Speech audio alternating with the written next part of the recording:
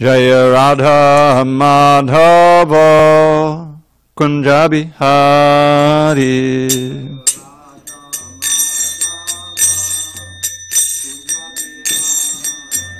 Jaya Radha Madhava Kunja Bihari.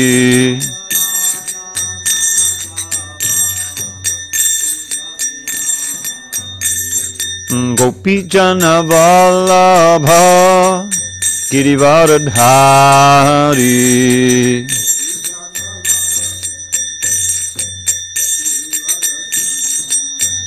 Jai Gopi Jana Vallabha Girivaradhari.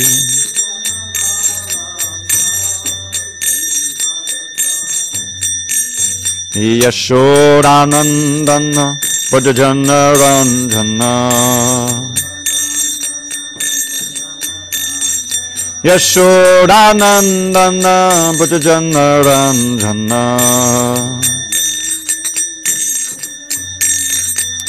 Jamuna Tira Vanachari. Yamuna Tira Vanachari. Anjaya Radha Madhava Kunja Bihari.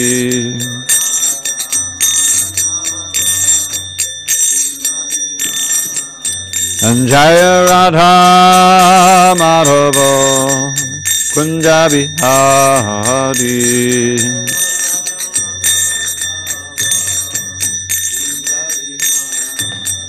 Jaya Radha Madhava Kunja Bihari.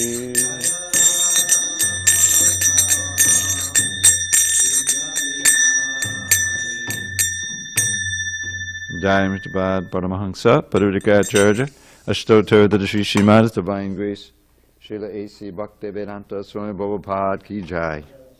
ISKCON Bibhiti Founder Acharya Srila Prabhupada Ki Jai. Jai Om Vishnupad Paramahansa Parudikacharya Ashtotter the Shri Srimad Divine Grace Srila Bhakti Siddhanta Saraswati Thakur Ki Jai. Ananta Koti Vaishnavinda Ki Jai.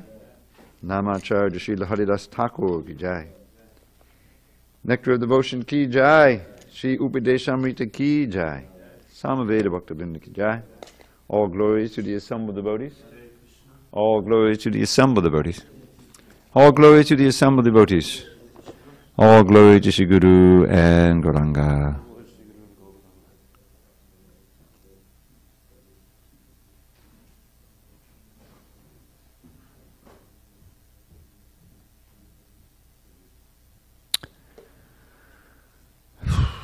Om Namo Bhagavate Vasudevaya. Om Namo Bhagavate Vasudevaya. Om Namo Bhagavate Vasudevaya.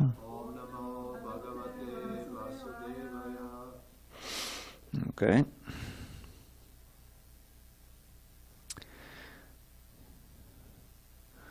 On this third day of December 2018 in SanDiego, we're reading from the Sri Upadeshamrita, the Nectar of Instruction, translation and commentary by Srila Prabhupada, original text by Srila Rupa Goswami. And we are studying the 5th verse. We're in the middle of the purport. These are long purports. So we'll read the verse again. Sorry, I didn't have that queued up. I will in a second.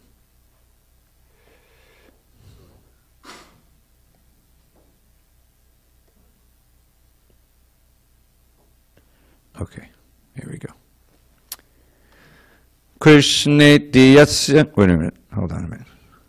Krishneti yasya giritang manasadriyeta. Dikshasti chet pradhanabhishcha bhajantam isham. Shushushaya bhajanavigyam.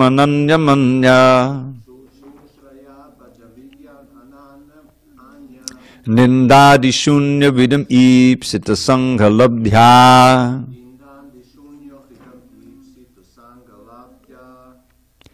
Krishneti yasya giritang manasadriyeta.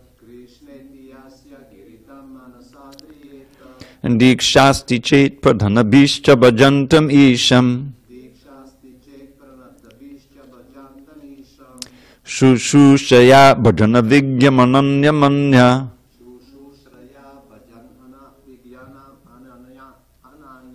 Nindadi shunya vidam ipsita sangha labdhya. Krishneti yasya giditang manasadriyeta. Dikshasti chet pradhanabhishcha bhajantam isham. Shushushaya bhajana vigyamananya manya.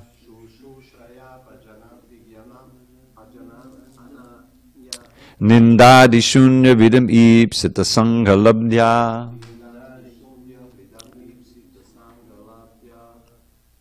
Go ahead, Prabhu. Krishneti yasya giditang manasadriyeta. Dikshasti chet pradhanabhishcha bhajantam isham.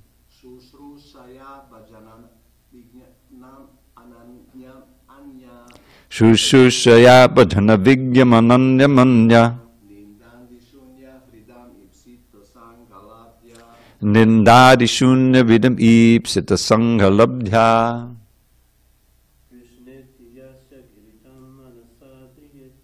Krishneti yasya giditang manasadriyeta.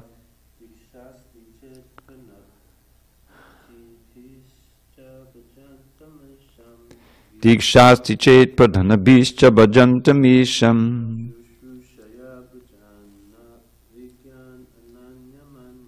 Shushushaya bhajana vigyamananya manya.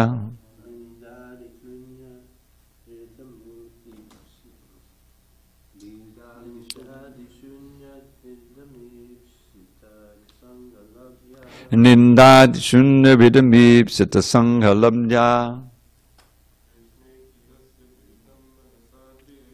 Krishneti yasya giditang manasadriyeta.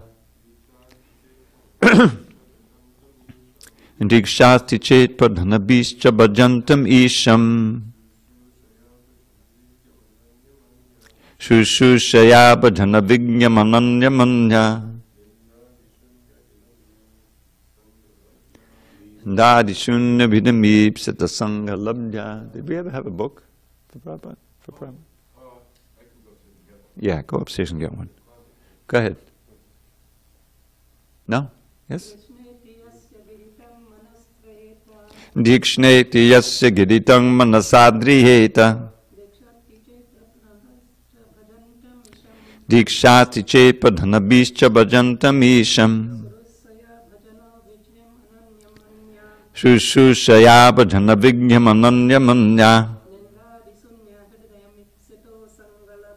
Nindadi shunya vidam ipsita sangha labdhya. So we read these synonyms before, so I'll just read the translation. Rupa Goswami is instructing us how we should relate to different levels of devotees. One should mentally honor the devotee who chants the holy name of Lord Krishna. One should offer humble obeisances to the devotee who has undergone spiritual initiation or diksha and is engaged in worshipping the deity. And one should associate with and faithfully serve that pure devotee who is advanced in undeviated devotional service and whose heart is completely devoid of the propensity to criticize others.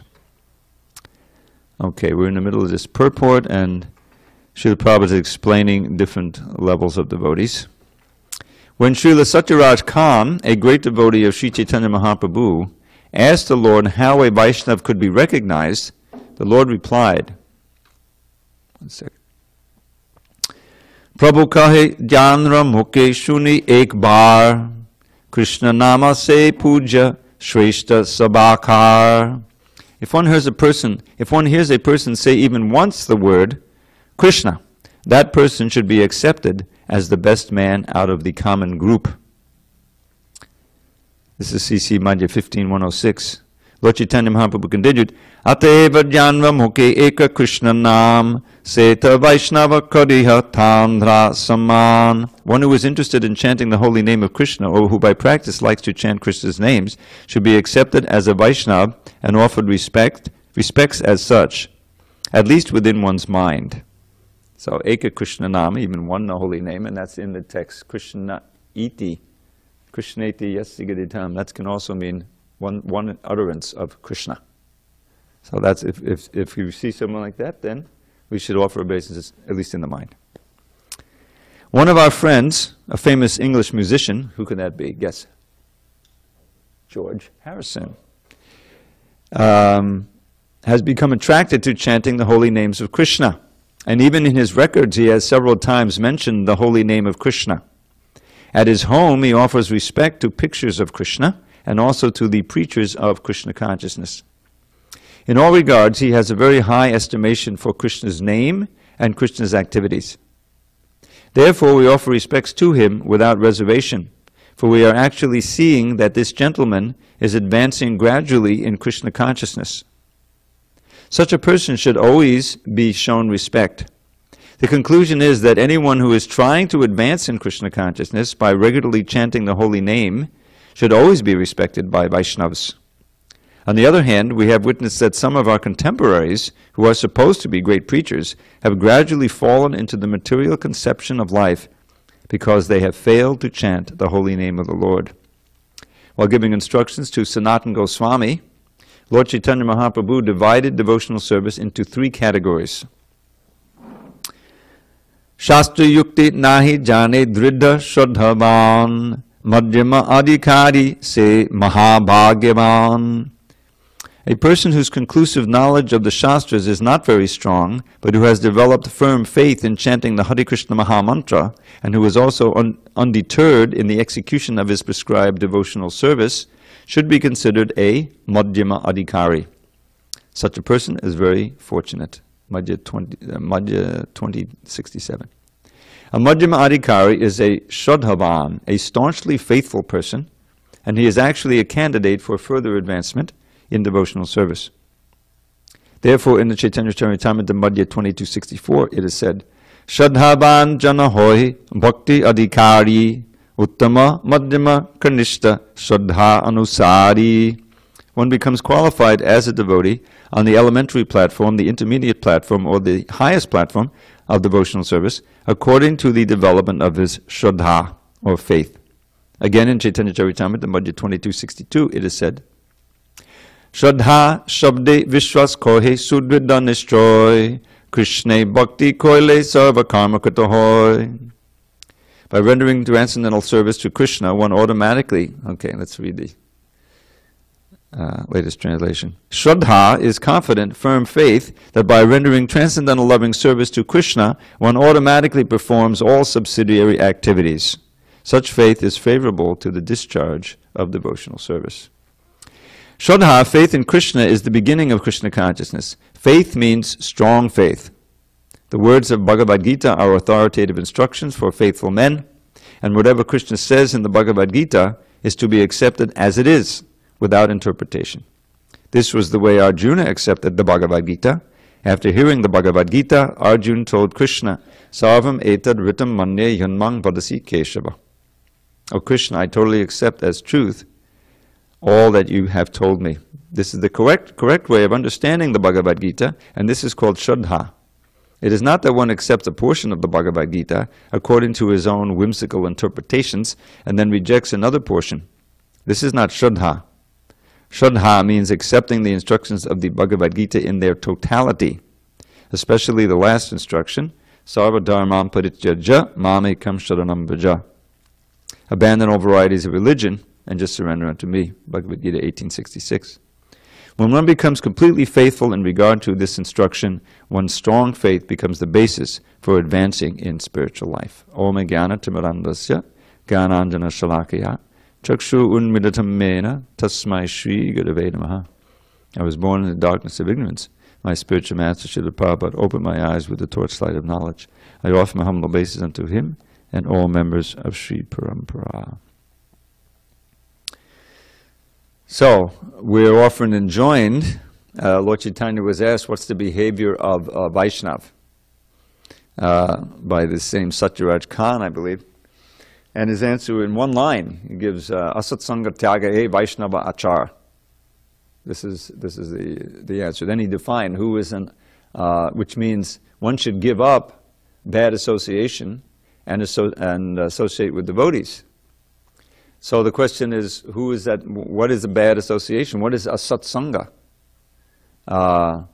This is the behavior of the devotee is primarily to give up bad association. Stri sangha eka sadhu Krishna bhakta ar. The second half is those who are too attached to sex life, illicit sex life, and who are non-devotees. That means the impersonalists.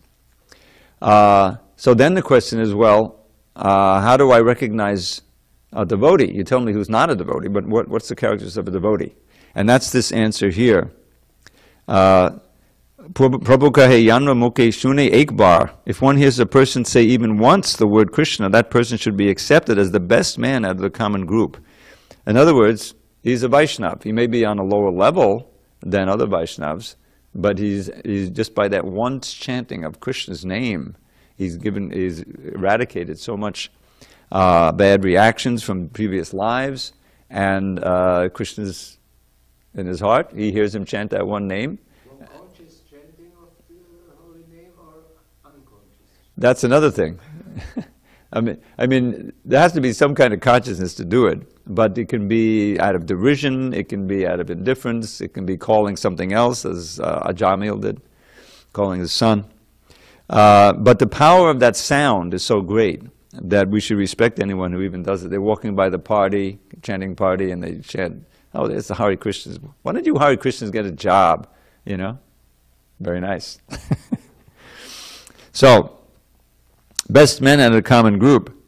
And one who is interested in chanting the holy name, and who by practice likes to chant, should be accepted as a Vaishnav and offered respects as such, at least within one's mind. So, then Prabhupada gives the example of George Harrison, although he doesn't quote him by name, who became attracted to chanting. You know how he became attracted to chanting? He got that record, the first record of what was it called? Hare Krishna, Krishna Consciousness, the Hare Krishnas. You know, the very first one they made in 1966, which was actually a miracle that came out. I mean, it was just a period of time where this one guy who happened to live in New York, probably on the Lower East Side, was making records, not rock music or folk music, which was the two basic kind of popular musics at that time. But he was making records of people speaking. He made a record of JFK giving his inaugural address, his famous "Ask not what your country can do for you, but what you can do," and other things like that. And Prabhupada had become famous because of his the public chanting, and because of his association with Allen Ginsberg, and had been a story in the New York Times and local papers. So there was he was a personality, even though he just had this little storefront, you know, and like 5 followers. But he expressed a desire to make a record. Prabhupada was very eager for it. And what were they going to do? Well, basically chant Hare Krishna, and Prabhupada would give his address explaining it. He saw this as an opportunity to reach many, many people. So the night before, you know, but they had no mridanga. Prabhupada had this little bongo drum. You hear him playing on these old, you know, these vintage kirtans. So the night before, some kid arrives. He's not a devotee. He just walked into the storefront with a mridanga. I know where he got it, because I used to live there in '68. I was living on the Lower East Side. And if you go down First Avenue, there's the famous Paradox restaurant, which appears in the Lilamrita. That was the connection. They brought Prabhupada down, somebody from the Paradox. It was a what is it called? The macrobiotic thing. Buddhism was connection. Basically they said, if you just get it so you can just eat rice, that's the perfect diet, which is crazy. The guy died of malnutrition. But you could go down there and just get a little rice and vegetable for like $1, big plate, and then they'd give you free tea the rest of the day. You could just hang out and hear all the katha. You know, people were coming in, they would travel to India and everything, so I spent time down there. And next to that store, next to that restaurant, was an Indian musical instrument store. You know, because Ravi Shankar had become popular and the Beatles were getting it. So in that store, there were all kinds of instruments, and sitar, and there was, of course, the tablas and everything, and there must have been a mridanga. So he bought the mridanga, he brings it into he didn't know how to play it. So Prabhupada sees it, oh, let me have it, immediately started playing it, and the devotees were like blown away. Prabhupada's expertise at this drum, because they just heard him with the bongo drum. So they used it in the kirtan that night, I assume, and then, but then, everything closed up, and the guy wanted his drum back, and of course he had to give it to him. So they said, look, we're doing a record tomorrow. Can you bring it back? And we just borrowed for the record. And the guy, he wasn't that favorable. He wasn't like he was in ecstasy from the kirtan, and they thought I wouldn't see him again. But sure enough, the next morning he brings that mridanga back and asks the drum that Prabhupada is playing on that record. And so that added a whole lot to it. And so somehow George Harrison got hold of that record, and the story was that he's on some kind of retreat or vacation. He's on some kind of boat, hanging out with John Lennon, I think, just floating around near the Grecian islands. And they just listened to that record again and again and again and again. And he got into chanting Hare Krishna, because he'd already been into meditation, transcendental meditation. So that was important exposure, and then he was attracted to understand, who's behind the chanting, and eventually he actually met the devotees in London. Shyamasundar famously went down to Apple Studios and ran into him, and the rest is history. So Prabhupada, by this time, of course, this is 74, 75, is integral to the whole yatra in London, and Prabhupada is mentioning, he met Prabhupada several times. So he gave an example at his home. He offers respect to pictures. In all regards, he has a very high estimation of Krishna's name. So we actually see that this gentleman is advancing gradually in Krishna consciousness. And as with so many others, it begins with the chanting. It begins with the prasadam. It gets you interested in associating. And if you're going to associate with devotees, they're going to be chanting. And you say, why don't I try it? And you chant. You get, before long, you've got the taste for the holy name, at least a little bit. So the conclusion is that anyone who's trying to advance in Krishna consciousness by regularly chanting the holy name should always be respected by the Vaishnavas. On the other hand, we have witnessed that some of our contemporaries who are supposed to be great preachers have gradually fallen into material conception because they failed to chant the holy name of the Lord. So he must be speaking about some of his godbrothers who, when the Gaudiya Math blew up and everything, some of them fell away. And then Prabhupada is describing how he divided devotional service into 3 categories, and this is another division according to faith. The standard categorization is there in the Bhagavatam, 11th canto, where the Uttama Adhikari, Sarva Bhuteshi Ek Prashed Bhagavan Bhavam Atmana Bhutani Bhagavatyada Uttama Mahabhagavata. That one who sees Krishna within everyone, and everyone within everything within Krishna, and who sees within the heart the ability to become Krishna conscious. And in fact, the real Mahabhagavata, he sees everyone serving Krishna except himself, and therefore he has no impetus to preach. So he comes down to the Madhyamadhikari level in order to preach. So that's the Uttama Bhakta. He's totally Krishna conscious, sees Krishna's energies everywhere, sees Krishna everywhere, everything in Krishna. The Madhyamadhikari sees 4 different things. He sees the Lord, the devotees, the innocent, and the envious. And with each one he relates differently. For the Lord he tries to develop love, for the devotees friendship, for the innocent compassion, give them Krishna consciousness, and for the envious try to ignore them.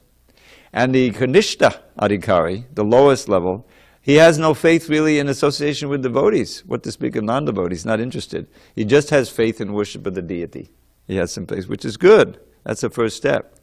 But you really have to understand that the deity is in everyone's heart and in all the devotees. So the Kanishta's, his faith is komala, means it's not so strong. And he can easily be swept away. So we have to try to come to that Madhyama platform. But here, that faith is the determining factor. So here he says the highest devotee, the Madhyama Adhikari, person whose conclusive knowledge of the Shastras is not very strong, but who's developed firm faith in chanting Hare Krishna and is undeterred in execution of the prescribed devotional services, Madhyama Adhikari. So then you have the Kanishta is Komala Shraddha, meaning that he can be convinced by a strong argument of someone who's very skilled, like Mayavadis, if he gets exposure. Remember, that was a devotee, Asat Sanga Tyaga. You have to be very careful. and can lose his faith in Krishna. And we've seen that amongst the devotees. If your sadhana becomes weak, you commit offenses, and this bad association is everywhere. It's in the ether. I made this point the other day, how in the old days you join the temple and you're practically in a nice enclosed atmosphere. I remember talking to Yamaraj Prabhu, who passed away a few months ago. He joined in Seattle, I think, and then he went to Vrindavan for a while. And for like a year, 2 years, he practically didn't even read a newspaper. He's just sitting on the farm and worshiping the deity, doing some layout work and everything. Now you may say, well, that's like brainwashing, but it's very powerful if you don't have those other influences. This is the problem of not living in the temple. You're out there, and it's very powerful, so you have to be very strong. But being in the temple, you have the advantage of associating with devotees and not having so many inputs. Yeah. Can you specify what exactly meant by it's in the ether? In this room, there's 500 TV stations, and there's the whole internet you can pull off. You know what I mean? It's everywhere. It's here actually. And we don't perceive it, but it's actually here. When you have your instrument, you can tune in, and suddenly you can actually perceive it. So that's what I was saying. In those days, I mean, we had TV. There were basically 3 stations: CBS, NBC, and ABC. Now it's like it's much more all-pervasive. That's what I mean. It's not. It was always in the ether. Now we have the personal items to tune everything in. So it's more hazardous. Of course, there's an upside. I mean, that means that you can attend Mangalartik in Mayapur every morning, even though you're sitting here in SanDiego. In other words, there's also a lot of Krishna conscious content on the internet. Don't get me wrong. So then he again Shraddhavan. And then he quotes the verse, Uttama Madhyama Adi Kanishta. One becomes qualified as a devotee on the elementary platform, intermediate and highest, according to the development of Shraddha. And then he gives this nice definition, which you should already know. What is actual Shraddha? Now, I always refer to the verses by Rupa Goswami in his Bhakti Rasamrita Sindhu, that ladder from faith to love, from Shraddha to Prema. It's quoted in the purport in the Bhagavad Gita. Adhau Shraddha tataksaru sangha tabhajana kriya tato narta nivriti sat tato nishta ruchistata ata sakti tata bhava tata prema abhyudantati sarakana mayam prena pradubhavet bhavet krama. These are the steps up the ladder. The first comes Shraddha, but that Shraddha is different than this Shraddha. Shraddha means where you put your heart, where your greatest interest is in faith. So Prabhupada defined the Shraddha in that verse as preliminary interest or respect. In other words, someone who is interested enough to come to the temple, or these days, key in the right code so that you have a kirtan in Mayapur. They just had, I got on dandavats.com, they had a 7-hour video of the Nam Yajna somewhere in the Middle East. I forget the place. They have it's inside, of course, but there are literally hundreds and hundreds of devotees there. There's B.B. Govindaswamy in the middle, and Kishore Krishna, who plays an incredible flute. Every time I hear him play, he's gotten better. Trained up in Gurukul and everything, and they're just wailing. 7 hours of kirtan, different kirtaniyas. That's also there on the internet. So if someone has enough faith or interest to key that in and get exposed to that and read, Vedabase.com, that's Shraddha. You're getting association. But it has to, so from the Shraddha, that preliminary interest or respect, more often it comes from opening the book that you bought from a nice devotee like Damana Kumar in the park or something. That's also preliminary Shraddha. And you're getting the association of the greatest devotee, Srila Prabhupada. So that's part of it. But then it needs to mature into the impetus to actually perform bhajan. Adav Shraddha tataksaru sangha, and then bhajana kriya. As soon as you start the bhajana, which basically is chanting, then Krishna very powerfully from within, he's purifying and he's drawing you to him. And if you get really serious and you associate more, and you in those days moved in or wanted to be a serious devotee, then you have to aspire for initiation. Because the mind is so fickle that without that change in name and the commitment to the four regs and the positive and negative and the chanting every day, you can be swept away easily. So that's an important, very essential step. And then, like further bhajan and artha nivriti, the impurities are removed. And when they're almost removed, then nashta prayeshu. Prayeshu means almost. Nashta means destroyed. Nashta prayeshu abhadreshu, the same thing as anarthas. Then you come to the point of nishta. So you have first faith, then association, then practicing bhajan, mainly chanting Hare Krishna seriously, and observing the regular principles, and which includes initiation in there. And then the anartha nivriti, then if you're successful, you come to the point of nishta. That nishta is this faith. That is Shraddha Shabde, Vishwas Kohi. Which I read the translation, which I had needed a revision. This is the old one from 75. Shraddha is confident, firm faith that by rendering transcendental loving service to Krishna, one automatically performs all subsidiary activities. Such faith is favorable to the discharge of devotional service. So the idea is that you're convinced. Nishta is like firm conviction. That Krishna is the Supreme Personality of Godhead, I am His eternal servant, as is every living entity, and that bhakti, the Krishna consciousness, the practice of bhakti, is the way to know Him and the way to proceed to Krishna. That no one can, that's firm, absolute conviction. And you realize that if I just practice Krishna consciousness and do those things which I need to support myself and live in this world in a Krishna conscious way, there's a right way to work and support oneself and do everything, then all my aspirations will be fulfilled. That's all I need to do. That is all I need to do in this world. Everything is within the context of Krishna conscious activity. That's the nishta, that's this faith. So, according to that faith, you can see who is really advanced and who is not. Faith means strong faith, the words of Bhagavad Gita authoritative. So one way of testing one's faith is, am I ready to accept the Bhagavad Gita as it is, in toto? Prabhupada always says in toto, here it says totally. Same idea. And just like last night, we had that question, the lady wanted to become a guru. And you were saying, yes, you have to, understand what the Bhagavad Gita says and preach it, just like it says in that verse, Amara Agyaya. But there's that middle element which you finally came in when you quoted my little formula. Learn it, live it, and give it. You can't just learn it and give it. Anyway, you did okay. But that's the point, is that by hearing the Shastra from the pure source, studying it, imbibing it, following, and coming to the point of serious following, and then the teaching. Now, it's not that you be a pure devotee before you preach, because the preaching is itself a purifying activity. But we know that the more serious you are in devotional service, the more potent your preaching will be. And that's why we see how Prabhupada's preaching was so powerful, the pure devotee. There was no doubt in his voice, there's no doubt in the purports that he wrote. That absolute certainty bowls you over. Because here he's absolutely certain about transcendental activities and facts that we can't perceive. That's the whole thing. We need a connection from that transcendental world to this world for us to develop faith. Otherwise, we'll be mucking around within the material world, which we think we understand. So Prabhupada had that, unlimitedly. And that's why when he spoke, it entered right into the heart. Wow. This sounds fantastic, but look how certain he is. And then he also invoked the whole parampara. It's not just me. I'm not making this up.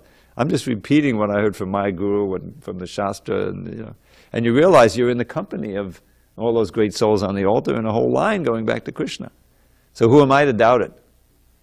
Right? I know something's going on. When I chant Hare Krishna, there's something's happening. And I'm changing, I'm feeling, ecstatic, and, I don't know exactly what's going on. But there is an experience from the very beginning. It's not that, okay, you do this and do this, like the Mayavadis, experience mukti somewhere down the road. And meanwhile, there's all of this austerity of just studying Vedanta Sutra. Can you imagine just studying the Vedanta without any Krishna Leela or any Bhagavatam? Pretty dry. Anyway, So, there it is. Any questions, comments on this so far? Okay. You can't accept a portion of Bhagavad Gita. There's something called Ardha Kukati Nyaya. Who can explain what that is? What's the definition of that? See? There he is, our scholar. It's literally half-hand logic, which is... Can you say that again, sir? the Bengali? Ardha, half. Kukati, hen. Nyaya, logic. Half-hand logic. Which means, half-hand logic. A foolish farmer had a very productive hen who was giving eggs every day, you know. And he made a calculation, well, I'm doing very well with this, but there's a liability. I have to feed this hen every day. So I've got it together. So I'll just cut off that part, the head, which is eating, and I'll save that feed money, and the eggs just keep coming, and it's profit. So he cut off the head, and he lost everything. The hen was dead, no more eggs. So the point is that Bhagavad Gita, or Bhagavatam, even more graphic, is very vast. There's so much philosophy. It's some heavy, philosophy. Nayam deho deha bhajanyo loke, kashtan kamananade vidbujange. Don't waste this human life by acting like a hog, like a stool-eating hog. It's right there. The words are there. And working hard for sense gratification. Whoa, that's not nectar. That's not the Krishna dancing in the forest. We'll skip that part. We'll go right to the 10th canto and right to the, let's get into it. Let's get into the rasa dance. Now we got some nectar going. That's half-hand logic. Hare Krishna, thank you for coming. Okay, good. Hope to see you again soon. Very good. So the point is you can't chop off the parts of the Shastra and the instructions you don't like and just follow the ones you do like. Then you lose everything, like this foolish farmer. That's Ardha Kukati Nyaya. And Prabhupada is stressing that, although he doesn't, I don't know if he doesn't use that phrase here. But you have to accept Bhagavad Gita as it is. That was the whole point. The parts that say you have to surrender and prajahati yada kaman sarvan parta manogatan. It's right in the 2nd chapter. You want to be steady in your consciousness so you can practice yoga, bhakti yoga included, then you have to give up totally. Prajahati means throw far away all the material desires that arise in the mind.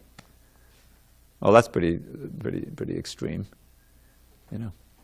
Anyway, that's part of what he's talking about here. And one who really accepts that and tries to follow all of them is a sincere devotee.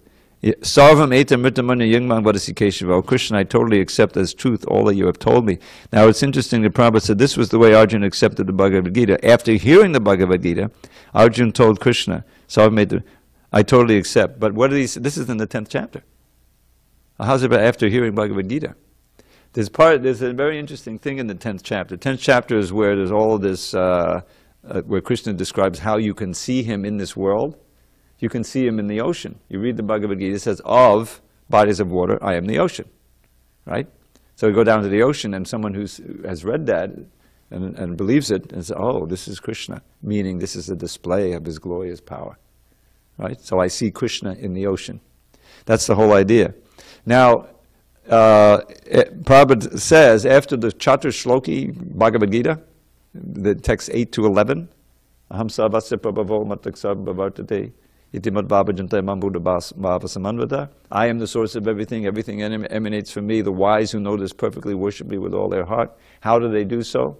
By putting their consciousness on me, by meeting together, glorifying me. That's experiencing great pleasure, tushti, you see? Madgata bodhiyanta, madgata prana, their life energy is directed to me, everything they do. Bodhiyantak parasparam, they come together and glorify me. Katayantastamam nityam tushyanti chadamanti cha. They become very satisfied and experience bliss. So this is the sadhana. And then on my side, for those who are worshipping me in this way, I give them the intelligence by which they can come to me. Out of my compassion, I destroy with the shining lamp of knowledge the darkness born of ignorance in the heart. So this is it, This is that's the Chaturshloki Bhagavad Gita. Everything is there. Sambandha abhideya prayojana. And then afterward, Arjuna says, what's the next verse, Everyone should know. Param Brahma, Param Dhamma, pavitram padamam bhavan purusham shashvatam divyam maridev majambam. He's telling the Krishna, oh, you are the supreme Brahman, the supreme abode and purifier. Purusham shashvatam divyam, the eternal divine person. Adideva majam vibhum, the original Deva, the Lord, unborn and glorious. And then he says, sarvameta mrita manye. No, first he says, ahus tramashiyak sarve. You're telling me this, but it's backed up by all these great sages like Narada Muni, Asila, Devala, Vyas. So it's not that you're just saying it. And I accept everything you say is truth. Okay, well, let's go. Let's fight now. I accept you, as you say, is truth. You're telling me to fight. And that's the end of the Gita. But, no, it's not the end of the Gita. It's only the 10th chapter. So Prabhupada explains, that's why he says, after he heard the Bhagavad Gita, that for our sake, Arjuna then goes into this whole thing of that, how can I see you in this world? We need to be able to, we don't have that kind of realization as Arjuna just had. So he asked Krishna to, this Vibhuti yoga, what are your Vibhutis? What are your glorious expansions in this world that we can relate to? And so Krishna says, oh, okay, I'll do that. And actually the rest of the Gita is expanding on themes that have already been there, like the 3 modes of nature. He already mentioned that in the 7th chapter, but he goes in further in the 13th chapter, 14th chapter. So that's what's going on here. It is not that one accepts a portion of the Gita and according to his own whims and then rejects another in totality. Just surrender unto me. Okay, any questions on this? We're a little late. I want to read a little bit about Kaliya Krishna, whose disappearance is today. And I didn't cue it up, so give me a second here. All right, just a few.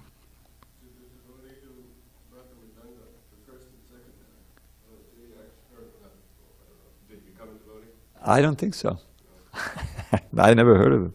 All right, there's not much on Kali Krishna.